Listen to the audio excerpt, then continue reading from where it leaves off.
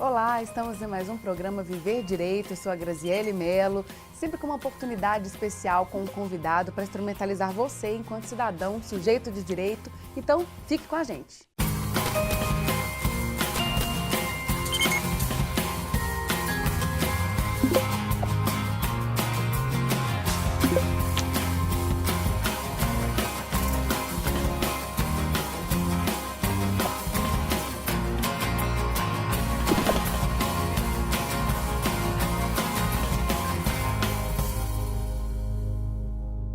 No programa de hoje, temos como convidada especial a doutora Inês Campolina, que atualmente trabalha com Direito Educacional no Senac Minas, até chegar ao grande tema da mediação fenomenológica, fruto das suas pesquisas de doutorado. Eu gostaria de saber um pouquinho da sua trajetória.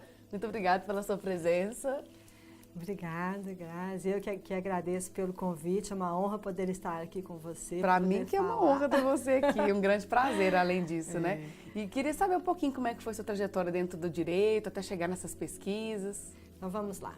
Eu iniciei o estudo nas graduações em Direito e Administração e tive a oportunidade de trabalhar em uma empresa familiar, uma atividade econômica familiar. E comecei também com um pouco de negociação. Na área de gestão você negocia, né? E já estava no sangue, na carreira desde o início. Bem aqui, né? Atividade familiar, vamos lá. E aí, depois eu iniciei uma imersão no estudo do direito. E comecei a estudar o direito como um todo. E um dia eu peguei um livro sobre arbitragem. Isso no ano de 2000. E aquele livro fininho, na hora que eu fui descansar um pouco a cabeça, aquele livro fininho, eu comecei a estudar, a ler, e aquilo foi me fascinando. Eu falei, meu Deus, que coisa boa, a oportunidade da pessoa resolver a sua demanda, né, com uma pessoa, um expert no assunto, que vai decidir ali para ela, que muitas vezes a gente sabe fora que ali não daquele tem ambiente aderência. judiciário. Isso. Então comecei a estudar, sim, na época também tinha a comissão prévia, né, de conciliação prévia trabalhista. Então, comecei a estudar arbitragem, conciliação, negociação, mediação e realmente iniciei com essas funções. Então, eu trabalhava no Instituto de Mediação e Arbitragem, ficamos aí durante 9 anos trabalhando e quando eu fui realizar o meu mestrado, eu também pensei um pouco na arbitragem. Como eu estava fazendo mestrado na área do direito empresarial, eu foquei na arbitragem no direito empresarial, na que realmente perspectiva. Tem muito a ver, né? As pessoas normalmente começam muito pela arbitragem empresarial. Isso. E hoje que tem ganhado muita força a mediação nesse contexto, né? Mas realmente. A arbitragem, o foco nela, não só no Brasil, mas no mundo em geral, a gente pode dizer que a entrada é pela arbitragem empresarial. Então, comecei a escrever a dissertação de mestrado e depois eu iniciei no doutorado. Então, foram 5 anos depois do mestrado que eu vinha pensando, amadurecendo e eu iniciei o doutorado na UFMG. E sempre nessa área da acadêmica, né? Sempre voltado para a acadêmica também. Atuando no ensino. Isso. E aí, quando eu iniciei minha pesquisa de doutorado, algo que me incomodava na mediação era o modo como as partes, como os mediandos, eles atuavam no transcorrer do procedimento. Aquilo para mim não era um momento definitivo, de resolução definitiva da vida deles. Você fala de uma maneira comportamental? Comportamental, sim. Aquilo para mim era o momento de que eles estavam ali, mas sem acreditar no potencial que eles tinham de resolver as suas próprias questões. Então, esse estudo do doutorado foi um estudo, uma pesquisa intensa e foi uma construção, uma desconstrução, uma construção, uma reconstrução até de mim mesma. Um modo de agir, um modo de perceber as pessoas, um modo de interpretar a linguagem, de compreender.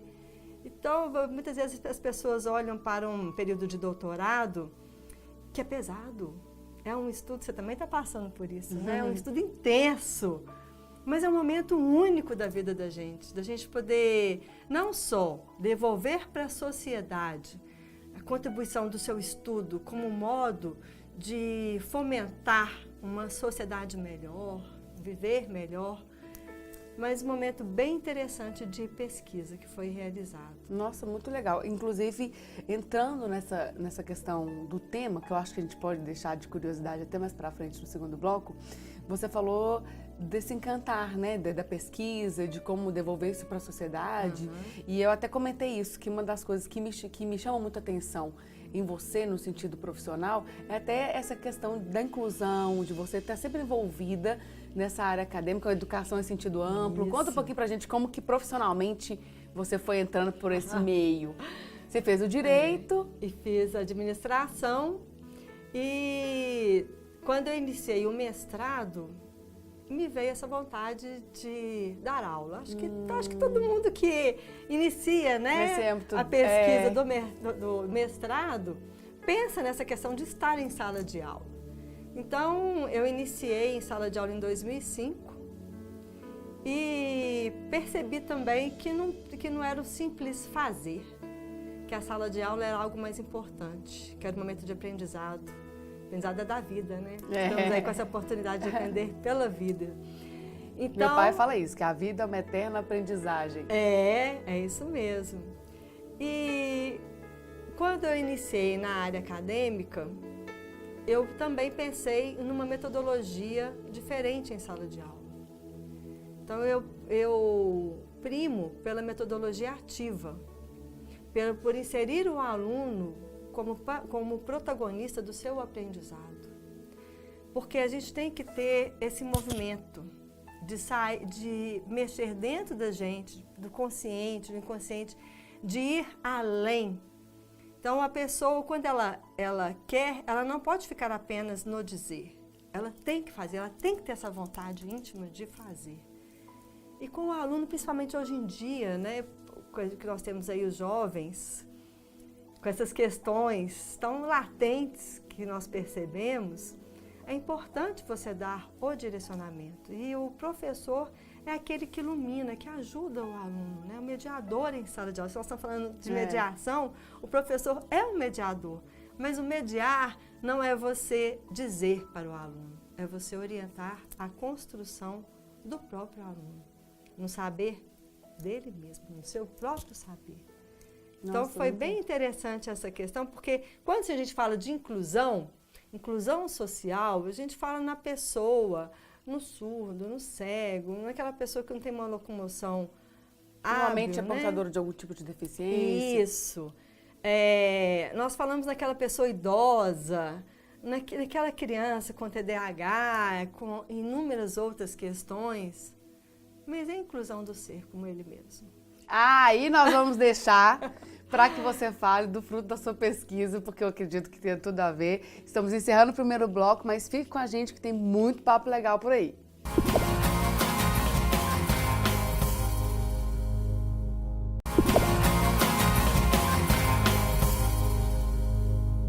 Estamos de volta com a doutora Inês Campolina aqui no programa Viver Direito. Ela sempre trabalhou com educação em sentido amplo e agora trabalha com direito educacional lá no SENAC. E uma das coisas que a gente conversou no primeiro bloco foi sobre inclusão e ela abriu nossa mente sobre a inclusão social, saiu um pouquinho da visão que a gente tem para entender um pouco da inclusão do ser, que inclusive foi algo objeto de pesquisa do seu doutorado, né, sobre a mediação fenomenológica. Eu gostaria de compreender um pouquinho o que seria essa inclusão do ser, por exemplo, esse sentido amplo que você trouxe. Bem, então vamos lá. Eu identifiquei no autor fenomenológico, Heidegger, que é autor da obra Ser e Tempo, uma oportunidade de analisar os fenômenos. Então, a obra Ser e Tempo vem colocando o ser aí, o ser com e o ser no mundo. E percebi que na mediação nós também temos o mediando com o outro mediando e o mediador e ele na sua relação como um todo. E me chamou a atenção na obra de Heidegger também que ele menciona que somos seres, além de seres naturais. Temos aí, né, na linha o homem, os animais como um todo, e somos categorizados como seres naturais. E Heidegger diz que nós vamos além disso, somos seres históricos. Cada um tem a sua historicidade, A pessoa nasce no seu contexto, cresce, e o fato dela vir crescendo no seu contexto, ela vai formando a sua rede referencial. Como assim?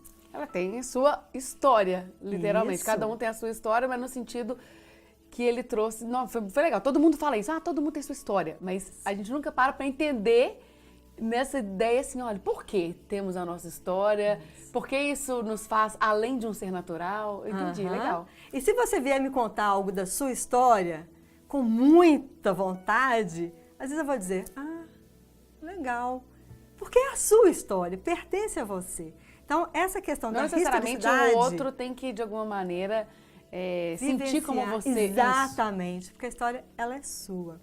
E aí nós percebemos, por exemplo, no nascimento de uma criança, ela chora, a mãe alimenta. E ela, então, identifica o choro, eu ganho o meu alimento. Essa relação é a construção do seu preconceito. Eu entendi.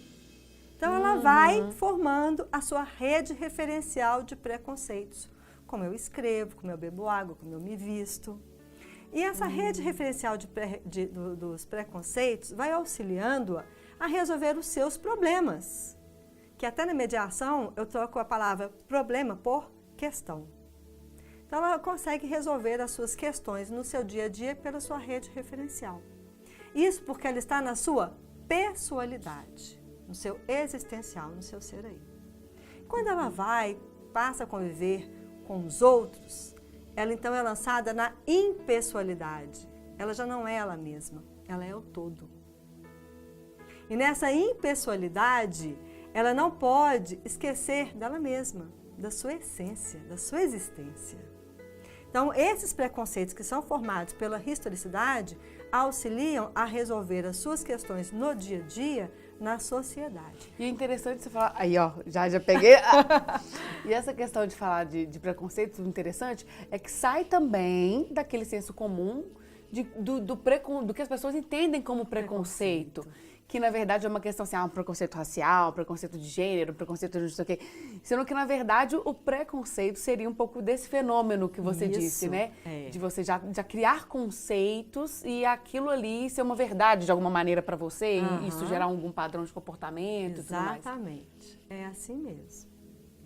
Então, quando a gente olha para a mediação, se percebe que temos duas pessoas. Vamos falar assim, porque geralmente mediação a gente trabalha com duas pessoas, com dois mediados. Mas nós vamos pegar esse exemplo. Então, nós temos duas pessoas que vêm com suas historicidades, que têm ali uma questão que elas não estão concordando, não compreendem e não concordam. E devem tomar uma decisão. E como tomar essa decisão? Então, quando se olha para a mediação, percebe-se que o trabalho do mediador é fundamental. Ele deve ter a sensibilidade, além da escuta ativa, da escuta sensível, ele deve ter a sensibilidade de perceber esses fenômenos. Ou seja, além, quando você diz escutativa e tudo mais, você diz de técnicas, né? Então, além das técnicas e das ferramentas, né, que se utiliza normalmente, você tem que perceber e se perceber naquele ambiente, né? Um autoconhecimento, uma inteligência emocional, algo que precisa de ser trabalhado na pessoa do mediador. Do mediador, né? Porque uma mediação, para ela ser bem sucedida, depende muito também do modo como o mediador conduz as partes, o modo como ele trabalha essa mediação, essas partes. Facilita aquela comunicação. Isso. Se ele identifica uma postura do mediando, no qual ele percebe uma impregnação de fala de outros, então ele vai chamar a atenção do mediando para que o mediando quer. O que é realmente, o que pertence ao mediando. Qual que é a necessidade dele, para além do que o outro pensa ou deixa de pensar, do que alguém de fora pensa, Entendi. Porque quando o mediando, ele parte para a questão do brainstorm, que nós temos que fazer, né? Abrir o leque para as possibilidades, se ele não estiver consciente de quem ele é, do que ele quer, de quem é o outro, de como tudo aconteceu, ele não vai conseguir elaborar corretamente o brainstorm. Já vem com o brainstorm viciado. impregnado. Aí sim, aí vem sim com os seus preconceitos. Exatamente, Né? com os preconceitos de todos. A gente tem muito papo para conversar, mas objetivamente conseguimos pelo menos lançar uma sementinha aí do recado, do que você trouxe aí de pesquisa, que essa pesquisa venha se tornar um livro ou alguma outra publicação para a gente ter amplo acesso. Muito obrigada mais uma vez pela sua presença. Pela oportunidade. Vou deixar aqui o seu contato e aquelas pessoas que tiverem ainda algumas dúvidas, quiserem conversar, saber alguns esclarecimentos, podem te procurar, viu? E as portas estão sempre abertas para você aqui. Tá certo. Então, como sempre, a gente com um tema interessante. Hoje a gente falou sobre educação em sentido amplo, trouxemos aí novos conceitos, inclusão também do ser, inclusão em sentido amplo, até chegar nessa ideia da mediação fenomenológica, que tem tudo a ver com o direito educacional, com tudo que você tem trabalhado na sua perspectiva profissional.